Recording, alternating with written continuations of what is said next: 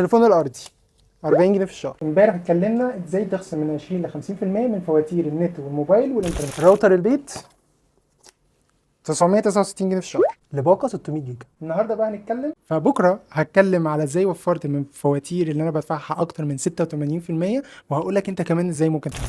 كنت مشترك للموبايل ريد اليت اللي بدفع له 1800 جنيه في الشهر. الراوتر ده هو الراوتر الاحتياطي، لو اتفرجت على الفيديو اللي فات هتبقى عارف قصته عامله ازاي. وبدفع له 320 جنيه في الشهر لباقه 40 جيجا.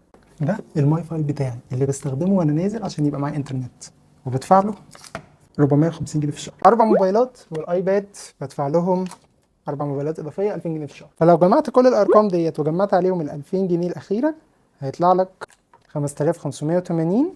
والجنيه ده عندي. ازاي بقى وفرت ال 86% من الرقم ده؟ كنت محتاج باقه واحده تبقى شامله كل الكلام ده. بصراحه لقيتها في وي جولد 2000. طب يا ترى ازاي؟ تعالى اوريك. فاول حاجه عدد الشرايح للموبايل الاساسي، والحاجه الثانيه شريحه الهوم 4 جي دي الشريحه الثانيه، الحاجه الثالثه شريحه اتصالات ماي فاي الشريحه الثالثه، واربع موبايلات محتاج 4 شرايح اضافيه.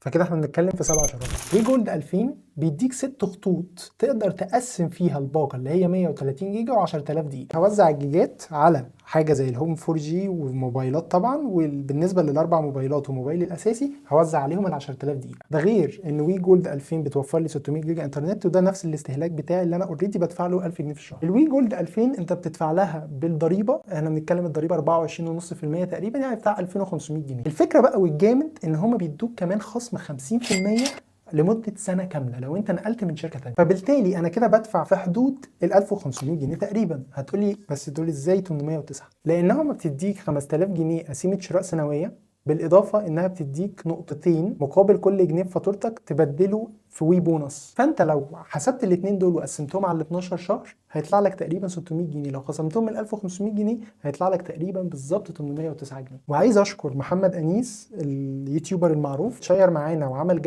الجدول دوت اللي كاتب بالتفصيل الممل حجم التوفير اللي انت بتوفره في الباقات، واللي انا استفدت فيه وكان السبب ان انا خلاني غيرت اصلا. لو انت عايز تعرف تفاصيل اكتر دور على الفيديو بتاعه ودوس على اللينك دوت عشان توصل للجدول دوت اللي فيه كل حاجه. فانت كده لو عملت 5580 ناقص 809 على ال 5580 هيطلع لك 85% ونص، وده حجم التوفير اللي انا وفرته بكل تفاصيله. بس انا برضه لسه ما جاوبتكش، لو انت اتفرجت على اول فيديو ان دوت الراوتر بتاع الاحتياطي، الراوتر دوت اورنج، ازاي بستخدم جواه شريحه وي وهو ما بيشغلش الا شرايح اورنج؟